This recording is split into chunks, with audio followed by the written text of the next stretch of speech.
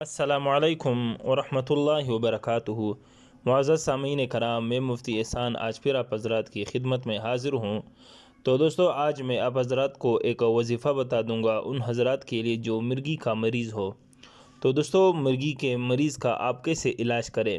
بہت ہی آسان اور نایاب عمل ہے۔ اس میں کسی قسم کی اجازت لینے کی ضرورت نہیں، نہ کسی عامل کے پاس جانے کی ضرورت ہے۔ تو دوستو، جو شخص سورہ سجدہ وہ لکھ کر اپنے پاس رکھ کے انشاءاللہ اسے مرگی کا دورہ نہیں پڑے گا، یعنی وہ حضرات اور وہ لوگ جن کو مرگی کا دورہ ہمیشہ پڑتا رہتا ہو، یعنی اس سے ان چیزوں کو بہت ہی زیادہ تکلیف ہو، تو وہ شخص سورہ سجدہ یعنی وہ خود بھی لکھ سکتا ہو، اگر جانتا ہو، اگر نہ لکھ سکتا ہو، یعنی وہ قرآن مجید کی جو آیاتیں ہیں تو کسی اور شخص سے، مطلب کسی قاری صاحب سے، کسی حافظ صاحب سے وہ پوری صورت وہ لکھوا کر اپنے پاس رکھ کے، یعنی اس سے جو ہے ایک تعویذ وغیرہ بنا لے، تو اسے انشاءاللہ کبھی جو ہے مرگی کا دورہ نہیں پڑے گا۔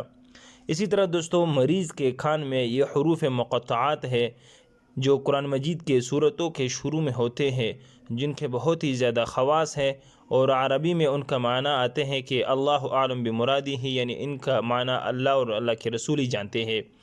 تو دوستو، یہ جو مرگی کا مریض ہے، ان کے کان میں یہ حروف مقطعات پڑھ کر پھونک مارے، انشاءاللہ پھر دورہ نہیں پڑے گا۔ کان کے پاس منہ رکھ کر پڑھے اور پھونک مارے کہ پھونک جو ہے وہ اندر چلا جائے۔ تو دوستو، وہ حروف مقطعات یہ ہے کہ بسم اللہ الرحمن الرحیم، الف لام میم صاد طا سین میم کاف ہا یا عین صاد یاسین والقرآن الحکیم حامیم عین سین قاف نون والقلم وما یسطرون۔ تو دوستو، اول تو پہلی بار ہی دم کرنے سے آرام آ جائے گا، ورنہ 2-4 دفعہ پڑھ کر دم کر دے تو انشاءاللہ جو مرگی کا مریض ہوگا وہ بالکل ٹھیک ہوگا، اور اسے کبھی دوبارہ جو ہے وہ دورہ نہیں پڑے گا۔ تو دوستو، دورے کے وقت خاص کر دم کرے تو انشاءاللہ کبھی جو ہے وہ مرگی کا مریض اسے دورہ نہیں پڑے گا۔